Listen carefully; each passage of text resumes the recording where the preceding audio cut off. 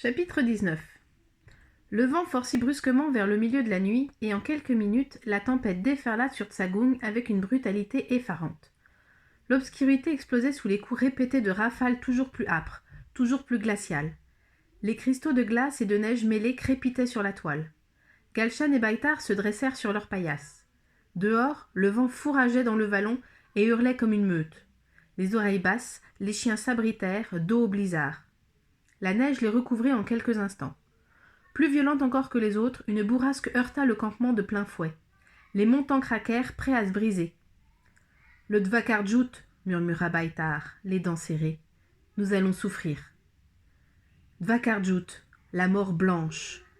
Malgré le poil bourré jusqu'à la gueule, la température avait brutalement chuté sous la gerre. Un froid de loup s'y insinuait jusque par les moindres fentes. À plusieurs reprises, Baitar se leva pour colmater les fissures avec de grosses poignées de laine. Mais tout semblait inutile et, inexorablement, le feutre se recouvrait d'une pellicule de glace translucide, lisse et dure comme du verre. Vers la fin de la nuit, après avoir rechargé le feu, il s'approcha de Galshan et resta un long moment à la regarder, tandis qu'au dehors le vent piaulait. Il ne dormait pas et sentit ses doigts rugueux écarter doucement une mèche de son front. Le premier geste tendre de Baitar depuis son arrivée. Il remonta les couvertures de feutre sur ses épaules et s'éloigna en maugréant quelques mots que le vent balaya. Le jour se leva sans que Galshan s'en aperçût. Le ciel lui-même avait disparu dans la tourmente blanche. Et Baitar enfourna dans le poêle la dernière branche de Saksoul. En quelques heures, toute la provision de bois y était passée sans donner autre chose qu'une illusion de chaleur. Dehors, le blizzard forcit encore comme s'il ne devait jamais finir. « Je reviens, gronda Baitar. Surtout, ne sors pas. » Il entr'ouvrit la porte. Une violente bourrasque s'engouffra sous la gerre dans un chaos de glace et de neige mêlée. Les chiens en profitèrent pour se glisser à l'intérieur en gémissant, et Galshan se recroquevilla sous les couvertures. Le vieil homme ne réapparut qu'au bout d'un temps infini. Le gel s'était plaqué jusque sur son visage en un masque blanchâtre qui ne laissait libre que la mince fente de ses yeux. Avec une grimace de douleur, il dénoua ses doigts du sac qu'il portait, s'agenouilla devant le poêle et le chargea en bois. Une fumée âcre s'éleva aussitôt que le blizzard rabattait par à-coups. Le vacarme enfla encore. Le djout prit son élan du fond de la vallée, le mugissement se fit assourdissant, rauque comme un cri de bête. Et dans une explosion de démence, la rafale percuta Tsagung à pleine puissance. Galshan hurla de peur, le poing serré sur la pierre noire d'Istanbul. Le feutre se gonfla, prêt à éclater. La gerre sembla s'arracher du sol comme si elle s'envolait. Plusieurs des perches qui le soutenaient se brisèrent dans un craquement de bois sec, aussi facilement que des pailles d'avoine.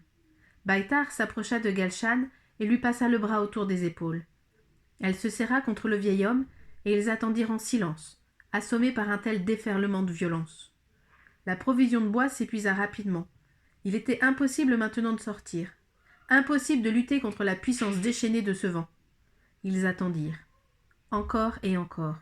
La peur nouée au ventre, comme si le temps n'existait plus. La gerre vibrait de partout, prête à s'effondrer.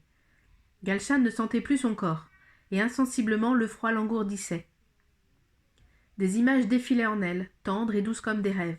Le sourire de Dalla, le camion de Riam, les trottoirs poussiéreux d'Ikwaturu, sur lesquels son ami Aïbora se promenait. Il lui semblait que le seigneur Kudash pouvait indéfiniment planer dans ce ciel si haut, si glacé et si blanc. Blanc comme cette paralysie sourde qui rongeait lentement sa chair, ses membres pesaient des tonnes. Tout était si calme peut-être. C'était peut-être comme ça qu'on meurt, pensa-t-elle. Et il n'y avait rien d'affolant dans cette pensée. Plutôt un immense abandon. Le Dvakarjut, la mort blanche. « Préviens ma mère, seigneur Kudash, murmura-t-elle. Dis-lui de venir me chercher. Dis-lui, il fait trop froid ici. » Le bébé devait être au chaud, lui, bien au creux du ventre de Dalla. Sa tête retomba soudain contre l'épaule de Baitar, molle comme celle d'un oiseau mort. Immédiatement, le vieil homme la secoua. Il la gifla à toute volée jusqu'à ce qu'elle hurle de douleur. « Ne t'endors pas, Galshan, surtout ne t'endors pas !» Il s'acharna à coups de hachette sur la table basse et le petit meuble de bois dans lequel séchaient les fromages et enfourna les morceaux dans la gueule du poêle. La flamme jaillit, tourmentée par les coups de boutoir du vent. Il installa Galshan devant presque à toucher la fonte et la frotta jusqu'à ce que sa peau devienne rouge, douloureuse comme une brûlure. Elle en pleurait, mais lui continuait sans une seconde d'arrêt, le souffle court, les lèvres tremblantes.